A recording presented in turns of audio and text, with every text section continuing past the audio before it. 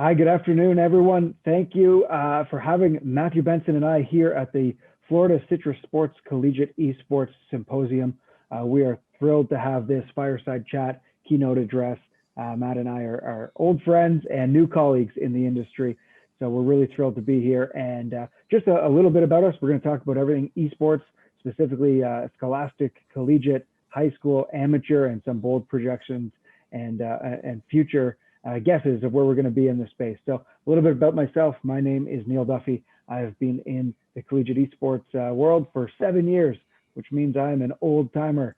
I started in 2014 trying to build the collegiate esports network at Virgin Gaming, which is an old peer-to-peer platform, primarily featured around Madden, FIFA, NHL, NBA. We were fortunate enough to sell that business in 2015 and to a company called Cineplex Entertainment. And that same year, I was able to acquire the Collegiate Star League, which is where I've worked from 2015 till 2020. And most recently in 2021, I've joined eFuse as their Chief Revenue Officer. So lucky to have by my side today the co-founder and CEO, Matty. Do you want to give a brief bio of yourself?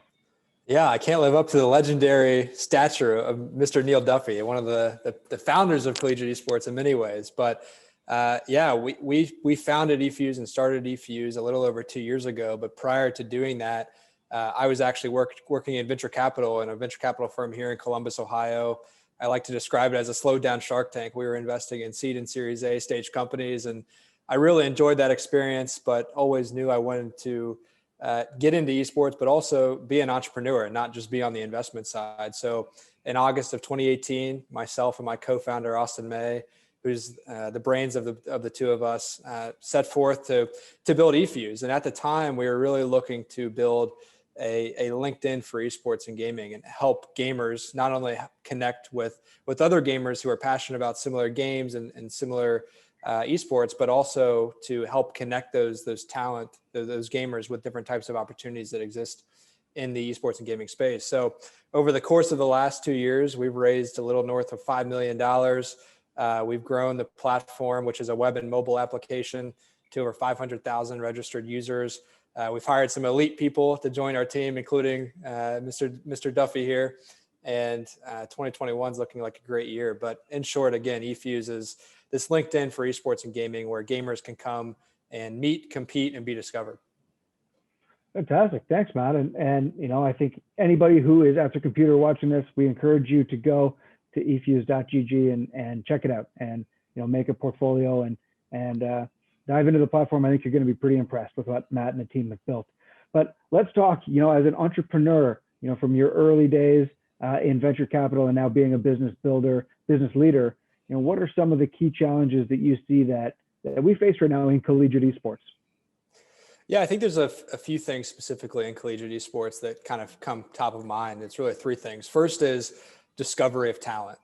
One thing that it kind of blew my mind and why we really started eFuse is there was no good way for a collegiate coach, whether it be at the varsity level, club level, or just casually, to go and find talent that was coming out of high school. Believe it or not, a lot of coaches were actually, and even to this day, are going on Twitter or going on Twitch, hoping to come by a stream or come by a highlight clip that's really impressive. And then they're cold DMing these gamers to try to recruit them to come play at their university. But as you can imagine, there's a number of problems with that, right?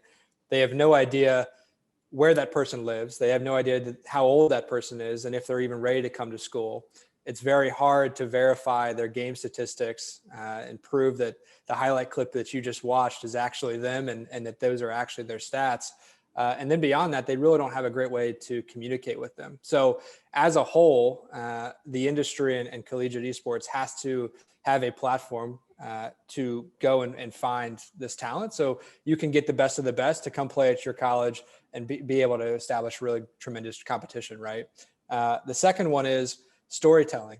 I think that there's a lot of opportunity for the stories of these young student athletes really at these universities to be made into characters, right? And one of the reasons the NBA is so successful is they've built stories on the back of LeBron and Kevin Durant and Kyrie Irving, right? That same storytelling needs to be translated into esports, not only in the collegiate space, but also on the traditional esports side.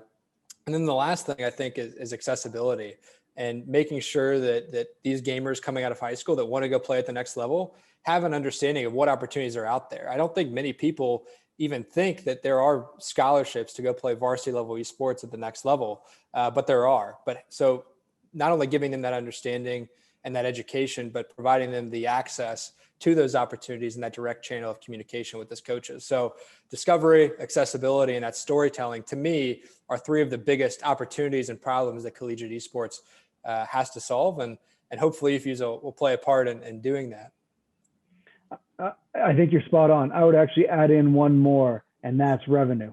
And, I think this is the 800-pound gorilla in the room is, everybody right now is looking around and saying collegiate esports is the new frontier. It's going to be the next great medium of sports entertainment, technology at that intersection. And if you're a collegiate student right now, you probably play some level of game, and that could be mobile, that could be PC, that could be console. It doesn't necessarily matter, but everybody games at some form and fashion, whether that's social, casual, semi-competitive, or competitive gaming. But the one thing that nobody understands at a high level, and I think we're getting there, is how to drive revenue around that. And it only makes sense being at the Florida Citrus Sports Collegiate Esports Symposium to discuss that, because when you look at college football and you look at college basketball, they're the ones that pay the bills for all the other college sports. And there's going to be nobody that is kind of that anchor tenant in collegiate esports right now, except the institutions. So they've got to grow, they've got to invest, they've got to look forward to how big of an impact esports is going to have on their campus from a few different ways. First one is going to be building something that your students want. If you're going to become an institution of the future, is how do you make sure you've got the programs and you've got the opportunities and clubs and teams that the student of tomorrow is going to want to participate in. And that drives the second one, which is going to be recruitment and enrollment, which I know we've talked a little bit about. Is schools make a heck of a lot of money off tuition fees. So if you've got an elite esports program and you can win out versus Stanford or UCLA or Texas, wherever the program may be, if your esports program is top notch and a student is coming down to that final decision saying, should I go here or there? And esports is that deciding factor, build that esports program to make your program as good as it can be for the students of tomorrow. And then the other part about revenue is when you look around college football, you see Coca-Cola, State Farms, Doritos, all of these great brands. Is when the eyeballs shift, the money follows. I think we can all see now that the eyeballs have shifted or are in the process of shifting, not only from traditional sports, but to esports, and the money's following. So, that's why I was excited to take on this new role and opportunity to work with you, Maddie, and have a platform the size and scale that you've got. Is it's going to come down to scale, events, and opportunities, and that's where you're going to see the big dollars shifting. And I think we're in the early stages of that. A lot of people are going to get hung up, whether it's smaller companies that are trying to get into the space, or whether it's the big behemoths that own the multimedia rights. Is everybody's looking around and saying, how do we get our hands on some of that revenue? But it's going to be companies like us who are saying, how do we make an impact in the community first? How do we grow the player base? And then we know that the money will follow once you tick off those two boxes. And I think what you just said is so important too. I mean, the early days are just now. We're just in the early stages of collegiate sports, but it's been around 6, 7, 8, 9 years at this point, and you've been a huge part of that. So looking and reflecting on the past 6, 7 years as you've been in this space, what are some of the big successes you've seen for collegiate esports? But beyond that, some of the biggest misses and learning lessons. Oh, you're going to put me on the spot with biggest misses. No, that's fair. And, I've been doing this coming up on 7 years. There's been a few other pioneers, Duran Parsi, who I'm so excited to see speak today. He's at Face It now. He really was a pioneer of collegiate esports. He founded the company Collegiate Star League, and then him and I worked in lockstep for, 5.5, 6 years together. Some of the big successes, man, when we started, it was unorganized, it was fragmented, there were small prize pools, there was no recognition, there was no institutional support. And I think the biggest success, or something that I'm the most proud of, is looking back, we really did things the right way. Is we helped organize schools and organize clubs. We really stayed consistent with our programming and our scheduling. And every year students knew that if they were going to participate in our league, it was going to have registration in September. The league started in October. We took a break at Christmas, came back in January, playoffs in March, and then grand finals in April or early May. And I think that helped a lot of the schools organize themselves. You know, some of the early ones, the Maryvilles, the Robert Morrises, the UCI. I know you've got some speakers from some of those institutions on the roster too. And I think the greatest thing is we saw it grow from, you know, really a concept or an idea, a few dozen schools in those early days and a few hundred or maybe even a few thousand players. And then, you know, just this past year, there's 240 schools that offer scholarships. There's 1,800 schools that have participated. You know, there's over 100,000 students that have participated in collegiate esports leagues and tournaments in the last 10 years. And, you know, I know of those scholarship schools. You know, I only saw this because Todd Harris tweeted it out the other day. There's only over $16 million in collegiate esports scholarships and financial aid that's going back across students in 2021. That's a really impressive number. So on the success side, I'm really proud of that. I'll call out two big partnerships I'm proud of. One, it was always my dream from being, you know, a young man who loves sports and gaming to work with ESPN. And in 2018, we were really lucky to partner up with ESPN. They partnered with TESPA and then with my organization too to host the first ever Collegiate Esports Championships in Houston. And that was broadcast across ESPN2. That was a really cool moment in time. And then this past year, I did a really cool activation with TikTok, which just showed, you know, the progression of media when TikTok actually comes to us and says, hey, can you help us get into gaming? And that was a really cool tournament we ran over a couple of weeks through the pandemic. And, you know, I was thrilled to work with those guys. On the misses, you know, there's a lot. You know, when you're first mover in the market, there's been a bunch of misses. From the collegiate space, you know, I think we missed on an opportunity to really get the brand ambassador program up and running in a big way. That could have been something that was impactful and changed the game. We wanted to do it, but it was always something that we kind of did off the side of our desk and never dedicated the appropriate resources to the program. We got probably between 30 and 50 campus gaming ambassadors through the collegiate program. And, you know, it was great for some of them, not so great for others. I think now moving forward, that's something that we can do a tremendous job of. And let me think of another miss. Should have got into high school sooner. You know, I've been in the collegiate esports space for as long as we've been, and, you know, just to see investor appetite around a storyline around high school is if you can marry both and you can have that pipeline, and, you know, we'll discuss the pipeline in a little bit, but have that experience from when you're 16, 17 going into high school all the way through to when you go through college and university, and then, you know, have that relationship from alumni and beyond.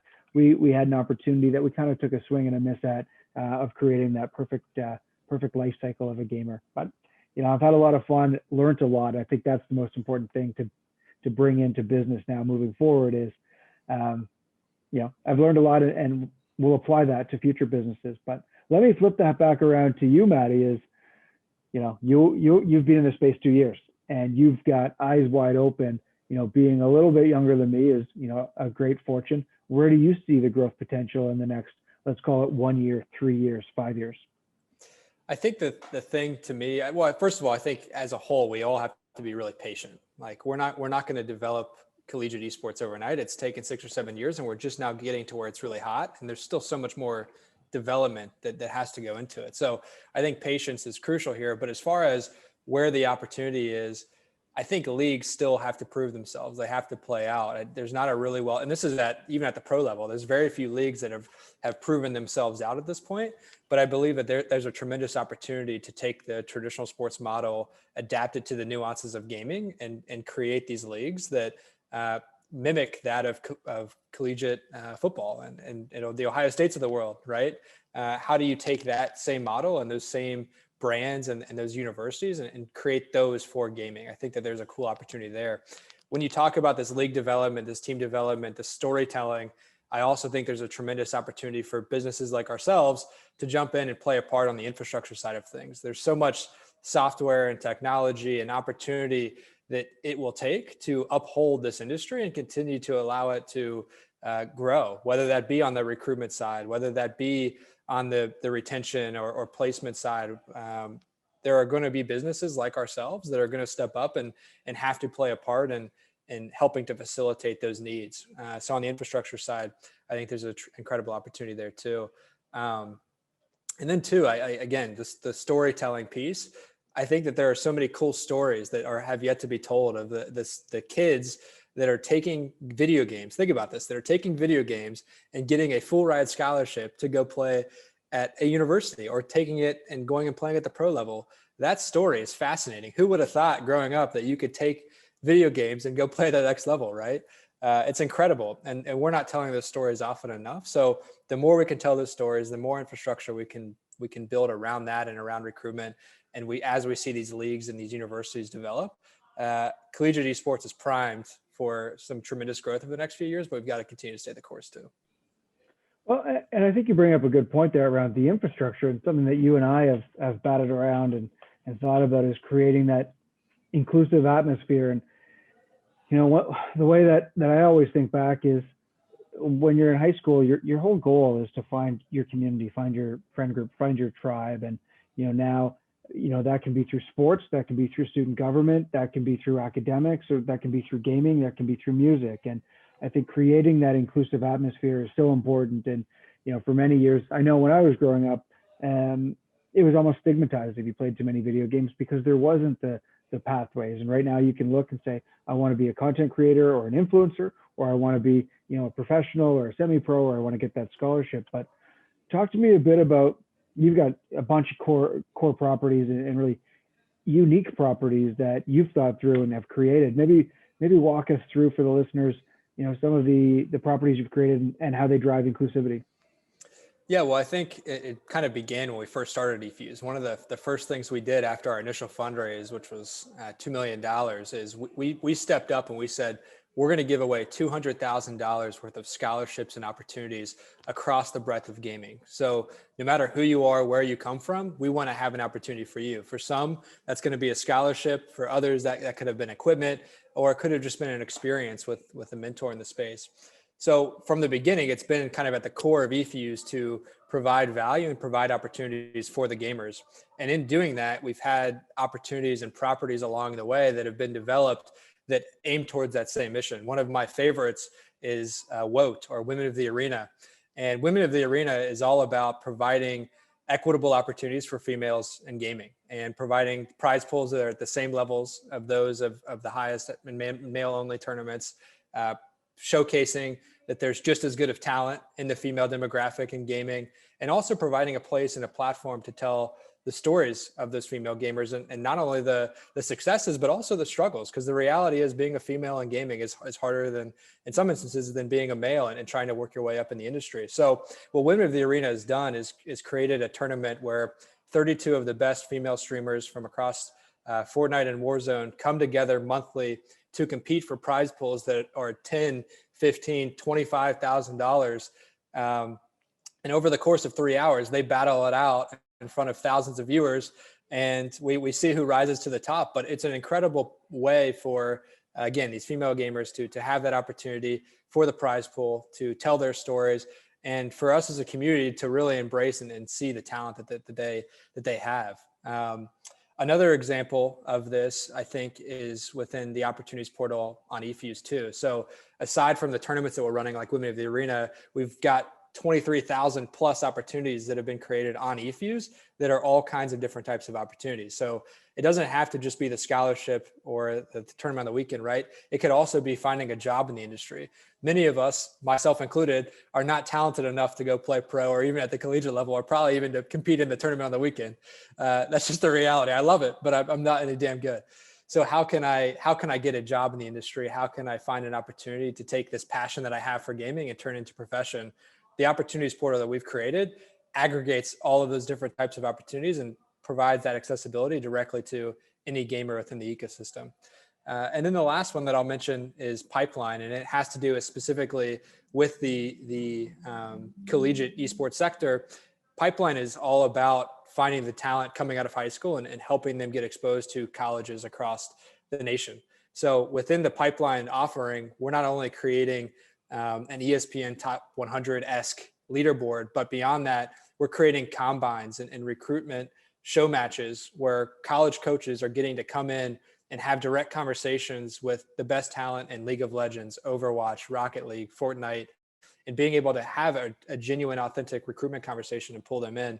And I think it's opportunities like WOTE, opportunities like Pipeline, opportunities within the opportunities portal on eFuse that are going to continue to provide that access and create that inclusive atmosphere, because it is, no matter who you are, where you come from, gender, ethnicity, there are opportunities for you in gaming, and we want to be the place that provides that value and that accessibility for you. That's interesting and one, impressive, but also incredibly interesting, because when you think about the opportunities, and maybe let's just talk about this for a moment, because we might have educators or students or aspiring players listening, is if you think about, okay, you can't go pro, but what could you find around gaming and esports? Like, what are the kind of jobs or opportunities that exist? You know, I think we've talked about dozens, if not, more, of different streams to get employment or to get a role in gaming. What could you find through the opportunities platform?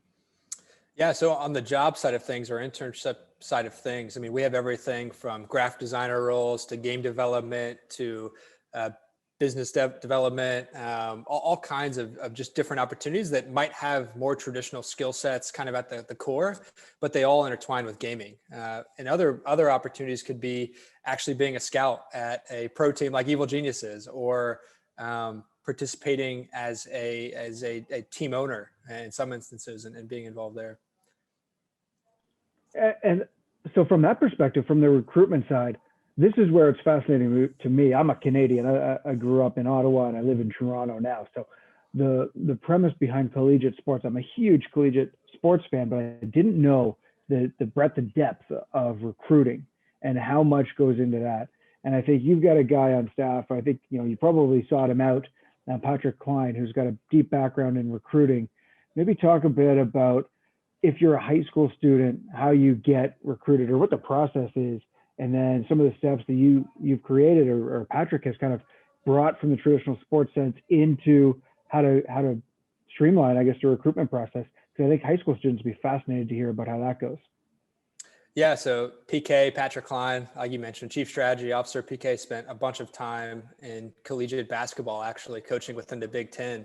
And he was a legendary recruiter. He signed the number 1, 2, 3 classes in collegiate basketball for over the course of 13 years, and was known around the industry as being the recruitment guy. Like he can go and get the best. So when we saw that this esports ecosystem and specifically the collegiate ecosystem was developing similar to the path of traditional sports, we thought, okay, let's go get a guy who knows it better than anybody. So PK came in, honestly, not knowing a whole lot about the gaming industry more broadly, but the guy has just consumed all the content you can imagine. And now he's smarter than me in some instances, where he just knows everybody and everything that has to do with gaming. He's a lifelong learner. So he's taken the learnings that he's had of the nuances of gaming and combined those with the traditional kind of mechanisms they used in traditional sports, and brought it together and helped us develop the new process for recruitment that we hope will be implemented in traditional or collegiate esports. And what that looks like today, I mentioned it a little bit earlier. Let's kind of backtrack and talk about what recruitment looks like without eFuse, and then we'll talk what it looks like with PK's kind of new pipeline mechanism. So without eFuse today, again, it looks like the college coach scouring the internet, scouring Twitch streams, scouring Twitter to find random talent, and then trying to pair the pieces together across multiple sites on who this person is, where they live, their age, their demographic, their school history. And then on top of that, trying to figure out if they're actually who they say they're on the game stats side. You have no idea. It's really hard to get all this demographic information, this game stats information paired together and make them a recruitable asset. What PK has done so brilliantly, and what we built at eFuse, is the platform called Pipeline. And it's all about taking your actual game stats, allowing you to go in and sign into your Overwatch account, sign into your League of Legends account, verify those stats, but then pair that with your education, your age, your demographic information, put that together, and it makes it a much easier process for you as a recruit to find coaches that are looking for your skill set, but then vice versa, for coaches to come in and say, okay, this is Joe Schmo graduating from Chillicothe High School. He's a senior. He's really good at Fortnite. I want to go recruit him and have him be a part of our team. We can open up that dialogue like never before. So as over the next 2 years, I think we're really going to see the pipeline being adopted as a norm in traditional or collegiate esports rather. And it's going to be really exciting to see. And it's in large part attributed to PK and his brilliance on bringing traditional sports into this. Yeah, thank you. That is tremendous. And I think that's one thing that I'll say over the past couple of years, I've thought about a lot and never been able to figure out, but that's, we also didn't bring people in from the traditional sports world. So I got to give you credit for that.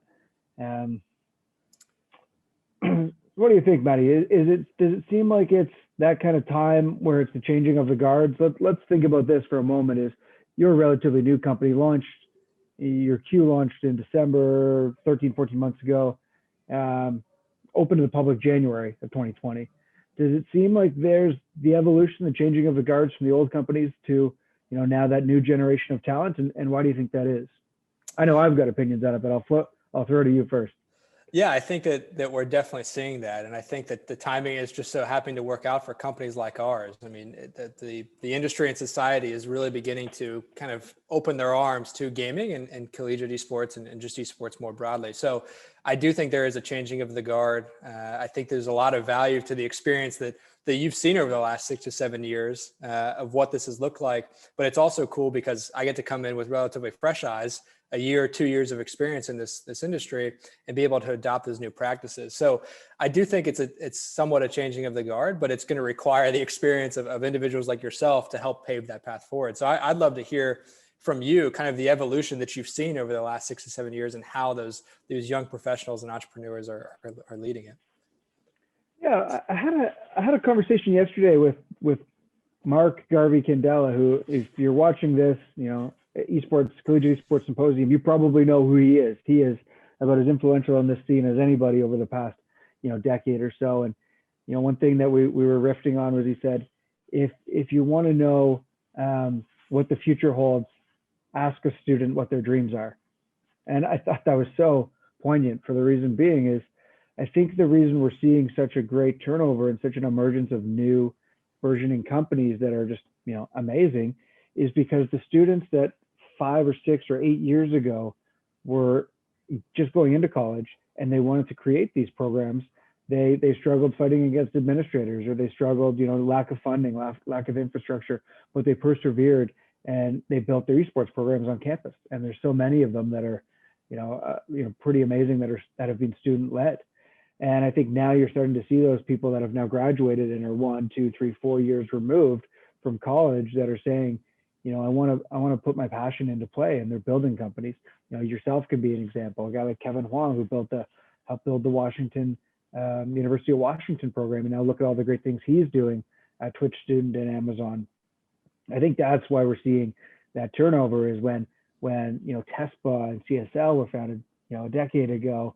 That was that first emergence of student leaders, student entrepreneurs, and now taking those learnings over the past decade, all of us have kind of moved on into different roles. The TESPA guys have built a new company called Rally Cry, and Duran's moved on to Face It, and I've joined you at eFuse. I just think it's fascinating to have the young people be the dreamers and the visionaries and kind of guide the ship, and then have guys like me to come in and, I don't want to say rain on the parade, but say, hey, here's a pragmatic approach, or here's how we build a budget, or here's how we stick to a P&L, and using that experience and using those wins and losses along the way to help pave the path for more success.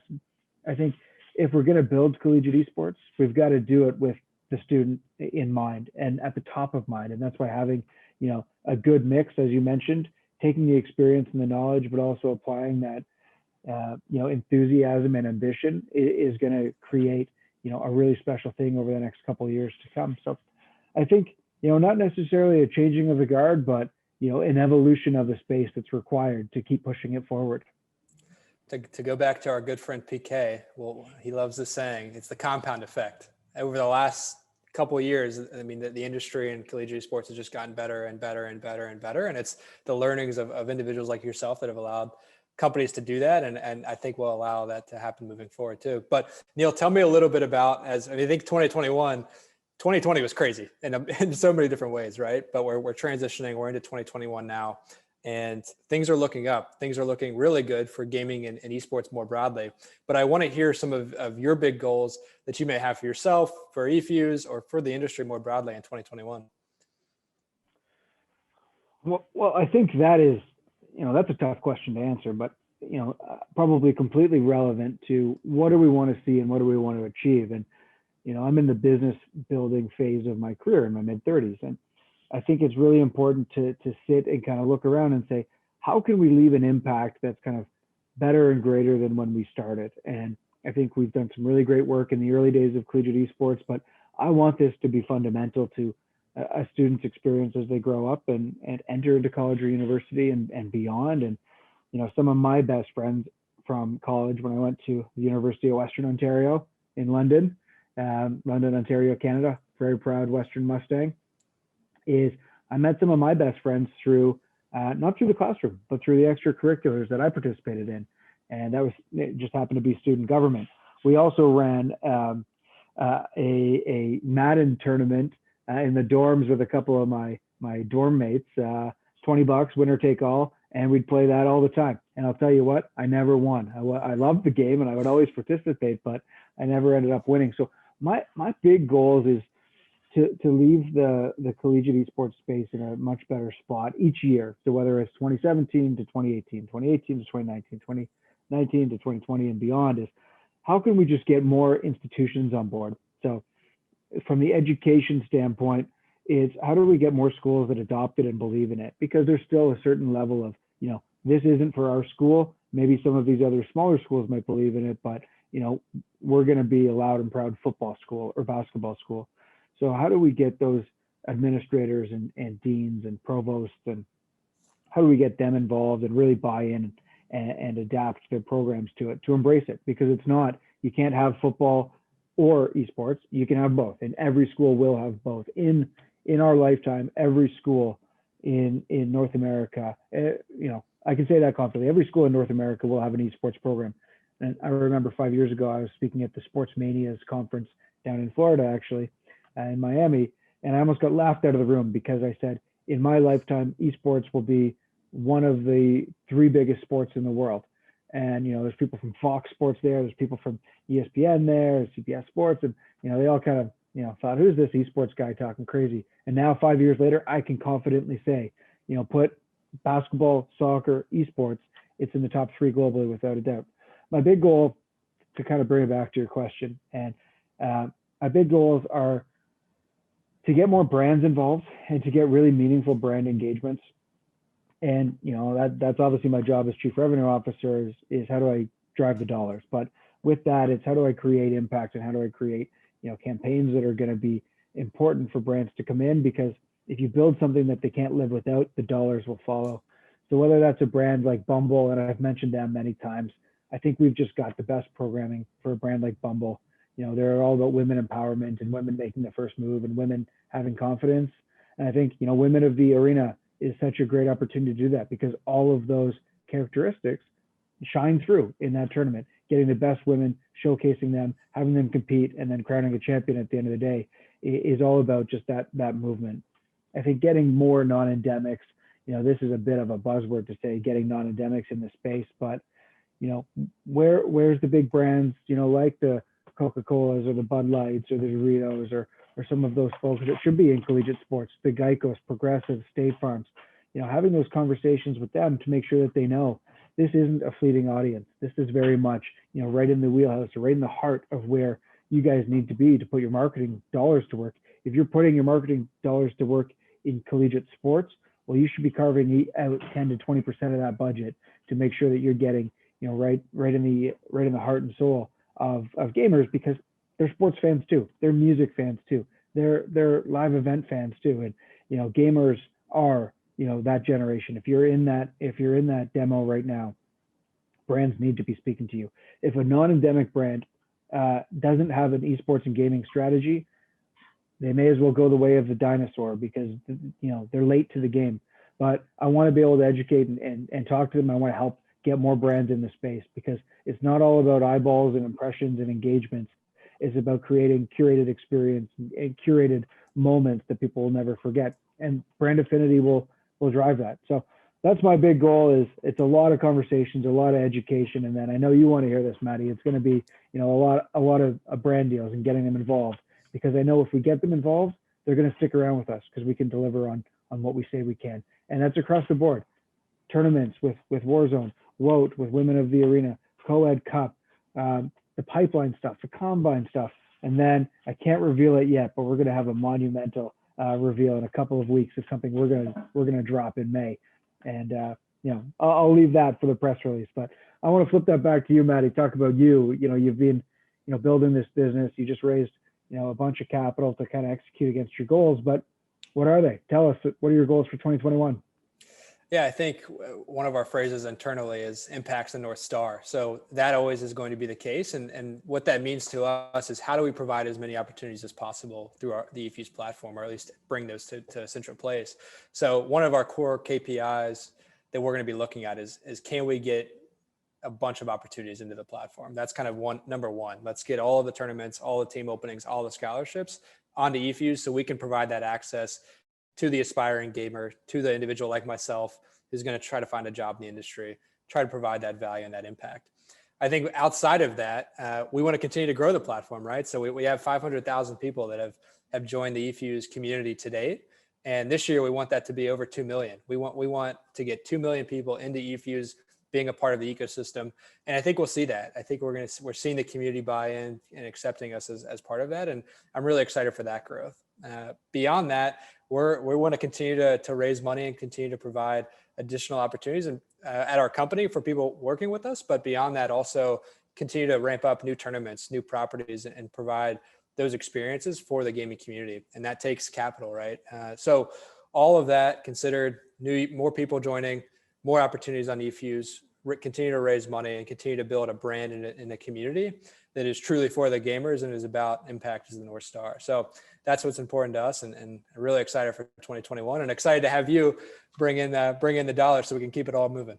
Hey, that's the name of the game. And I think, you know, getting out there and telling the story. Most people don't know that story, don't know the breadth of offering at eFuse. And I think when you talk about the platform, to the tournaments, to the live events, to, you know, the opportunities portal, the combine recruiting, man, it's impressive what we've got going on. But one thing I want to finish off on, and, you know, I can't believe we just flew through this session. I feel like you and I could go back and forth for a couple of hours, but that we'll save that for another day when the world opens back up and we can be together. We'll get a stream going. But why don't we do a little rapid fire? You down for that, Maddie? I am. I'm going to flip it back on you, though. Keep that in mind. Okay. So why don't we do some rapid fire? I'll run through some 7 or 8 questions here. Let me start with what's your favorite game? Modern Warfare 2. Ooh, that's a good one. I'm gonna go, man. I don't know. I got so many. I'm really excited for the show, MLB the show, but I'm gonna go. My favorite game. I just got to go historical. NHL the video game. Tried and true to my Canadian roots. Next up, favorite esport to watch. Super Smash Brothers. That's the best. It's just so exciting. It's fast. It's great. What about you? Favorite esport to watch? I'm gonna go with Rocket League. I think it's the easiest to consume and has a lot of upside. Yeah, fair. Rocket League is a good one. I love Rocket League too. I was watching some highlights just the other day on Jinx TV. Best esports collegiate program. Be careful here. I know. I'm gonna have to go, since I'm in Ohio, here in Columbus. I'm gonna have to go with the Akron Zips. I think they've got a great program. They're creating some great content, and they're really investing as a university into the program and touching it from a number of different ways. So excited to see them grow. What about you? And top 3 national program in Rocket League. They're pretty darn impressive. For sure. I'm gonna have to go. Oh man, I'm torn. I'm gonna have to go Maryville. They're just so impressive what Clerky's doing down there, and, you know, consistency year over year. They're doing some really great stuff. So I got to give them credit down in St. Louis. For sure. Favorite esports team? Well, I'm a little biased. I'm on the board of Lazarus, which is a great Canadian esports organization. So I got a lot of love for them. So Lazarus, also one of the winningest Fortnite teams by prize winnings in the history of the world. Fair. How about you? I'll fanboy a little bit. I'm on the bandwagon to some extent, but I'm a 100 Thieves guy. I love what they're building, both on the competitive side, but I think that the brand and the stories that they're telling are pretty incredible.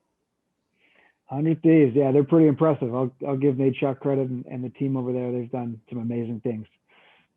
Favorite esports athlete? I'm going to go with Clayster. Oh, okay. From the old subliners. Yeah. He's incredible. And I actually, one of my first events was here at Nationwide Arena. They had the Call of Duty World Championships before the CDL. And I think he was on E United at that time, if I remember correctly. And it was just an electric event. And I remember him popping out as kind of the loud voice in the room, but also the one that stepped up in crunch time. So what about you? I'll speak to Clayster for a moment. He is amazing. He's had such an up and down career. He went through some, he peaked and then he went through a bit of a tough time. And then, man, he came back and to win that world championship last year. He's one of the best. He's going to go down as an all-time sure. legend. My favorite esports athlete, man, let me think here. I want to have two because one is more of a content creator and influencer, but he also plays competitively, and that's Matt Giffen, Bones Under Bend. He plays NHL, and I say that just because I've known him for years and watched his progression. I just think he's going to be a star to watch. But from a bigger esports perspective, I really love Hungrybox, and I'll tell you why. Is just he's either loved or hated, and I think that's so fascinating to be in his shoes. People, no matter what, want to see him win, and people also want to see him lose, and for no other reason than just he's a divisive guy, and Team Liquid's had him for years. He's an awesome dude. So I got to go with Hungrybox. I love it. How about this? Favorite esports event you've attended? Maybe you want to expand on the nationwide one. Maybe it's another. Yeah, the nationwide one was super cool. I got a chance to meet Adam Apicella and Bob Morris, who are two individuals who I have a lot of respect for in the industry. I think they do things the right way. And in many ways, they helped to build the esports scene with MLG and all the tournaments and events that they've run, and now being with Esports Engine and Belong, as well as just getting to experience that. That was my first in-person event. So as a whole, I think I'm going to have to go at that nationwide, that Call of Duty World League one for sure, because I got to meet some of those industry OGs, but beyond that, first experience live in person, and it was pretty hyped up. What's yours? Gotcha. Favorite event? I got to go Fortnite World Cup, just because it was size, scale, participation, everything that was around it. Yeah. It was amazing. Being in that venue, Arthur Ashe Stadium, watching that, live, the team I'm on the board for, Lazarus, they walked away, with over $3 million of prize earnings that weekend. Crazy. That was a pretty special event. I'm excited to see what Epic and Fortnite does this year. That's gotta be my favorite event by far. Now I know you're a big fan of merchandise. So I want to know your favorite piece of merch you own. I know you have a lot, so choose carefully. I do have a lot. I do have a lot. I don't know what it would be. I guess somebody sent me this beautiful thing. I guess this can be my favorite piece of merch. That's I didn't have mine with me. Dang.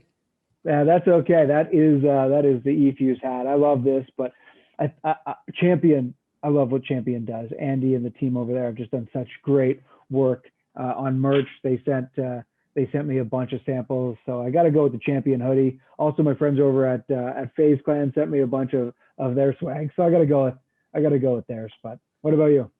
My good friend Justin at the Misfits and the Misfits Gaming Group sent us some merch for their team in the CDL, and it is pretty comfortable, I have to say. So I'm gonna go with that stuff. Mutineers, I like that. Last question, because I know we're running tight on time here. And who is one person in the industry, and this could be anybody at all, that you would like to sit down and have lunch with, an hour undivided of their time? Yeah, you know what? I'm going to have to go with Ryan Wyatt, head of gaming at YouTube. So I've had a chance to talk with Ryan a couple of times. He's a Buckeye, so from Columbus and from the area, and has ties to MLG. Somebody I just really admire in the space. I think he does things the right way. It's incredible what he's built at YouTube, and I would love to just have an hour to pick his brain and hear his thoughts on the future of gaming, because I think he's a leader when it comes to individuals in the business of games, and I think what he's done is pretty incredible. That's a good choice. Ryan's he's an Ohio guy, so now maybe we could clip this and skip it over to him, make it happen. For me, I'm going to go old school, real old school on this. Nolan Bushnell. And for those of you who might not know who Nolan is, he was the founder of Atari. And I would love to sit and hear his story. I actually had a chance to sit on a panel with him a couple of years ago. And, you know, I was a little bit in awe. But I'd love to sit back and just hear what it was like in those early days in the 70s, figuring out how to make this come to life, figuring out Atari, growing it, scaling it, you know, and then even, you know, the genesis of what happened next, like those console wars, Nintendo, Sega, you know, what happened to Atari, and just the rise and I don't want to call it the fall, but, you know, the rise and how he was, because he was in his 20s, I gotta imagine, and he was out there in Silicon Valley just doing his thing. I think that would be fascinating. A little known fact is he also invented Chuck E. Cheese. So I didn't know that. I would love to have a chance to break some bread and chat with him. So Maddie, I really appreciate you. And you know, I think this was a great conversation. I enjoyed it immensely, and I hope the listeners do too. Where can people get a hold of you? Where can they find you? What's your contact details? If people want to follow you on your social channels. Find me at eFuse. I got all my socials linked there. So it's efuse.gg/u/MJB. You'll find everything there. What about you? I love it. Well, listen, I'm on eFuse too. It's my first and only verified account, so I appreciate that.